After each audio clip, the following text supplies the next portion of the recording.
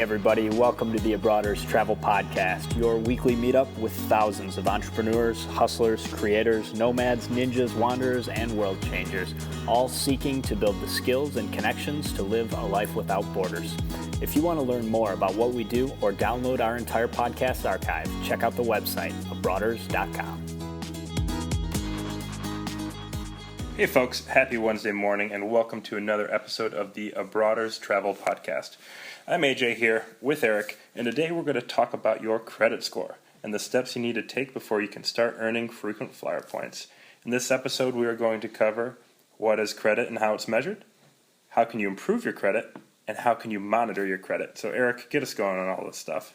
Awesome. So we're going to be teaching a strategy called credit card churning, which is essentially a way to get those big bonuses of frequent flyer points by signing up for a bunch of new credit cards. You're about to learn how to beat the banks at their own game, but you need to approach this with the right mindset. If you don't have the financial discipline, you're going to end up one of the victims.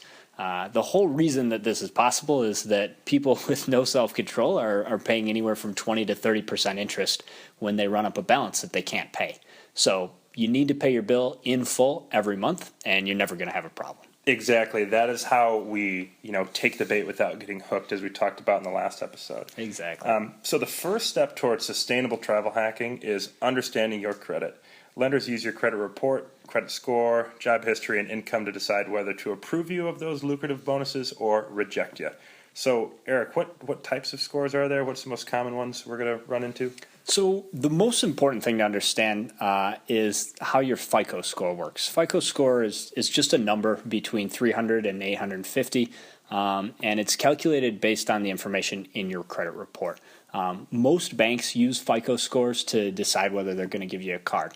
And so we're going to spend a little bit of time breaking it down and teach you about what factors are involved and how much they count for in the FICO score. Ultimately, there's 5 categories, and some of them have more weight, some of them have less. So we're going to go through that and help you understand where you can have an impact to improve your score and better your chances of getting more cards. Yep. All right, so the first one and the biggest one is payment history. That ends up being about 35% of your credit.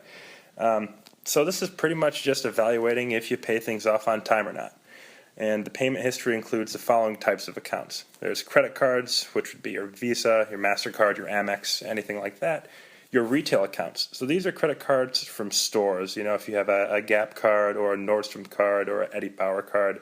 And also, these are not very good things to be involved with. Eric, do you want to, Yeah, all right, so the example is this is where you're spending $50 on a pair of shoes, and they're like, oh, well, we're going to give you 10% off if you apply for this card.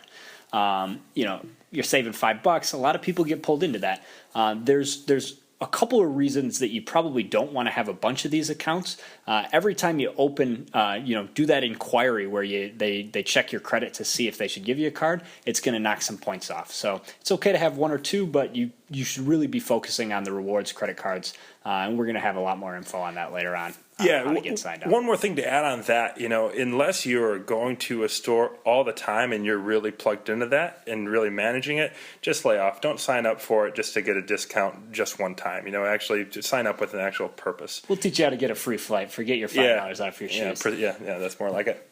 Okay, so we still got a couple other types of loans. There's installment loans.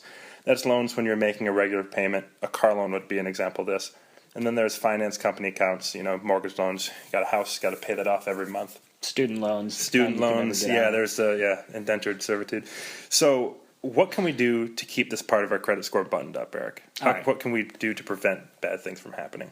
All right, there's one very simple, straightforward solution, and that's that you want to sign up for auto payments. Pretty much every major credit card company is going to let you give them your checking account number and your routing number, and they will automatically deduct your full statement balance from your account on the day that your bill is due.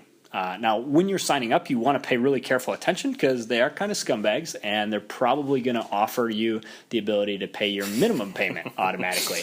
And that means they're going to charge you 25% interest on the rest.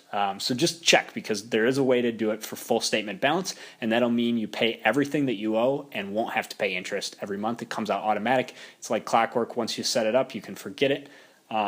And, so this protects you. The only thing you got to worry about is making sure you have sufficient funds in that checking account.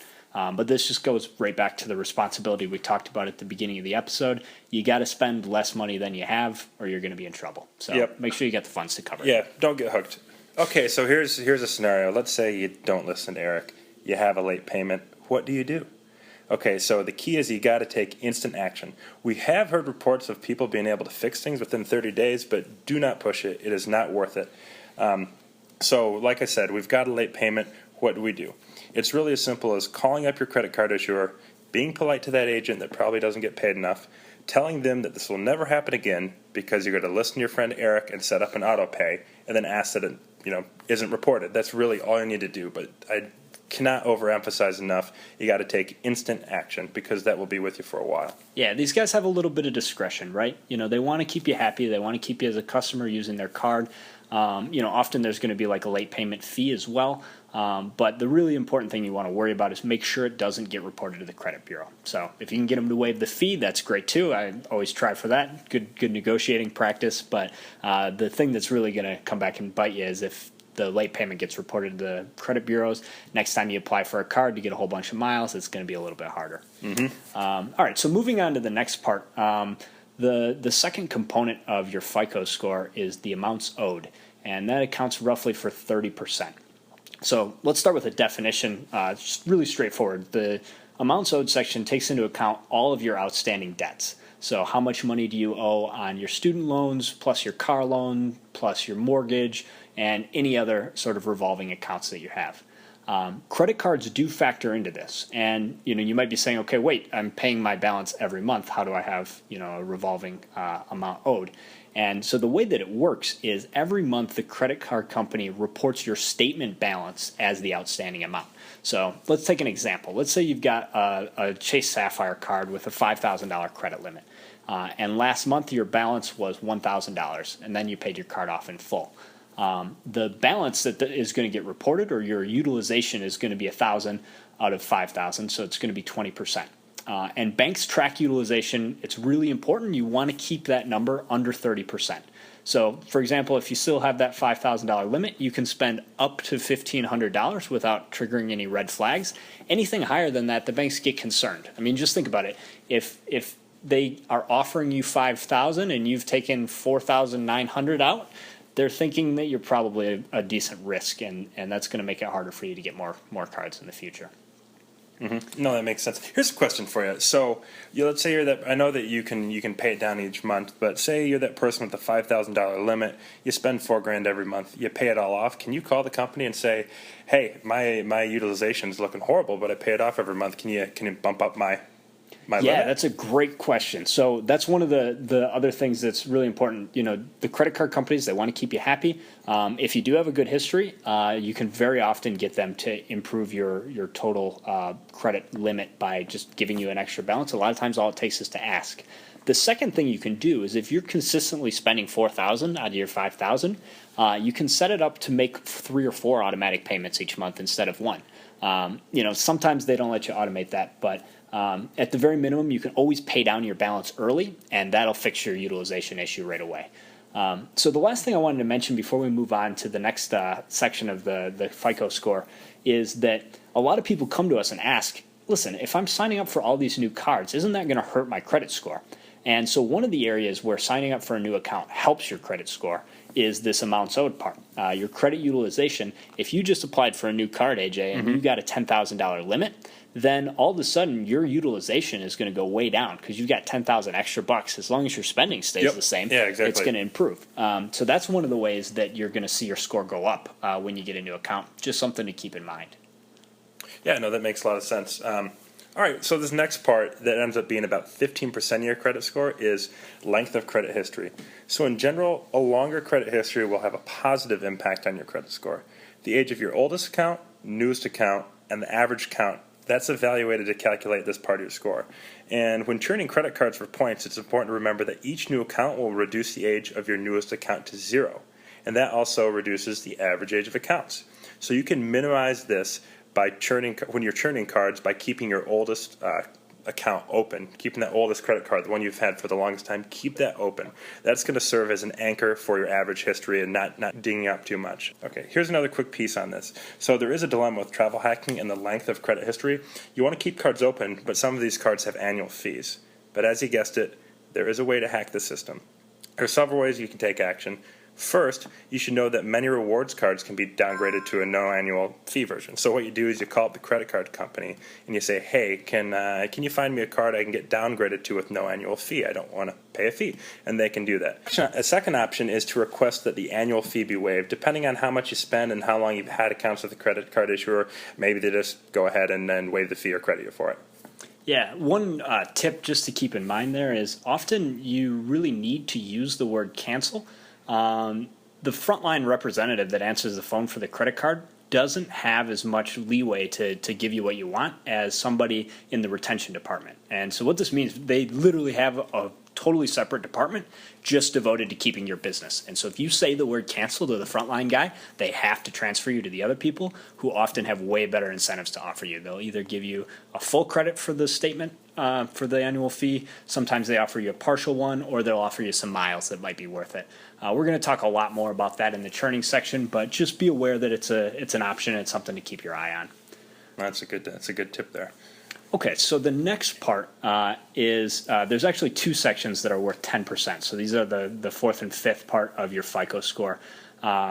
Types of credit in use and new applications are both worth 10% each.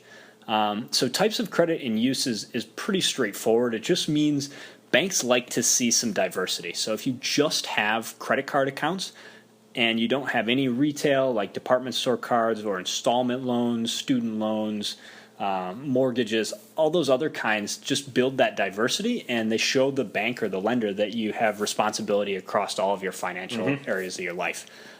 It's obviously, you're not going to take out a mortgage just for the sake of adding some diversity. So there's not a ton you can do with this, but it is important to know. That's why it's okay if you've had a retail account or, you get suckered in at the cash register. It's not a huge deal. It does help this 10% section on diversity.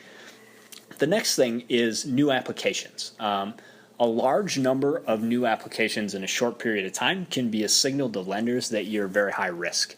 And the logic just goes that maybe this guy just lost his job and he's just applying for as many cards as he can to just try and float himself on that credit for a while. So they think that maybe you're going to default. The way to manage that is credit card companies actually just report applications once a day to the bureaus. So what we're going to teach you when we get into churning is to sign up for all the cards that you're going to go for on one day and then wait anywhere from 3 to 5, 6 months to do the next round of applications. So we'll get into a ton more detail there, but just know that every new application, in addition to hurting your newest account and your average account age, it's also just going to put a couple point temporary ding on your credit score.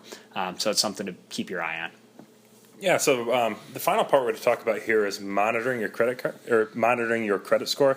Obviously, it's really important to know where you stand because this is such a big part of travel hacking, churning those cards. So how can we do this? You've probably heard of freecreditreport.com because of their really annoying commercials. In my opinion, avoid this. Don't use that. I'm going to give you an alternate here. Creditkarma.com. It's a free website that gives you access to a great deal of information on your financial health. They should send you a monthly report that lets you know where you stand, but take ownership. Log on there at least once per month. Put a calendar notice up, and just see how things are going. Because you know what, you may have been doing all the right things, and there might be an error, and that error might turn into something on your credit report, and you don't want to even have to deal with trying to get something removed. Eric's dealt with that before. It's a huge pain. So use creditkarma.com to kind of stay in tune with your credit and know where you stand. And it's also got a really nice dashboard that shows you all of your credit cards, your utilization, balances. It's just much easier than logging into your individual accounts to see where you stand. Yeah, exactly. It's another one of those things where you've got an aggregation of all the information that's relevant here. It's also going to help you educate yourself because what we've gone over today's episode, they're all rules of thumb. Most of this comes directly from FICO's website, so it's definitely good information. But the caveat here is that it's individual to each person. Your parents who have longer credit histories are not going to see the same types of impact if they started travel hacking as you are.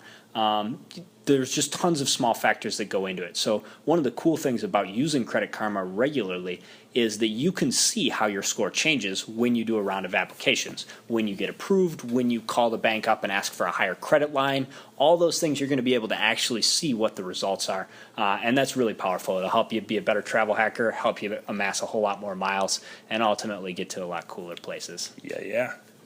All right, so let's wrap it up. That's pretty much it for this episode. Next week, we're going to be talking about how to build sustainable relationships with banks that give away a ton of frequent flyer miles. Also, if you're serious about travel hacking, you should definitely check out the Abroaders Bootcamp. If you don't want to wait for the next 8 episodes to come out, we're offering a really solid guarantee. We're going to get you a flight for under $200 in less than 6 months. Bootcamp gives you access to personalized help from myself, AJ, and our team of coaches. Spots are limited and applications are open. We do have a couple left right now, so send us an application. We'll get in touch and see if we can get you on board, get you flying sooner. Yeah, man, go for it. All right, so that's it. Thanks for listening, folks. You can find us here every Wednesday, 8 a.m. Eastern Standard Time. Also, if you want some more free info, head on over to abroaders.com. Toss your email address there on the homepage to get even more hacks, tips, and tricks on all things travel. All right, Eric, you want to play us out with the International Gem of the Week, the iJow? Can't wait, man. I've been waiting all week for this one. This is one of my favorite international jams of all time. Get ready to learn some Espanol, ladies and gentlemen. Buena Vista Social Club is the result of collaboration by some of Cuba's most renowned, famous musicians. Grab your mojitos. This one's called Chan Chan. We'll see you next week. De Alto Cedro voy para Marcané, llego a Puerto voy para Mayarín. Hey, Brothers, don't be shy. The best part of our day is connecting with you. Send your show feedback, comments, or questions to Eric or AJ at abroaders.com. You can also leave us an audio note right on the website and maybe even get yourself featured on the next episode of the Abroaders podcast. De Alto Cedro voy para Marcané, llego a Puerto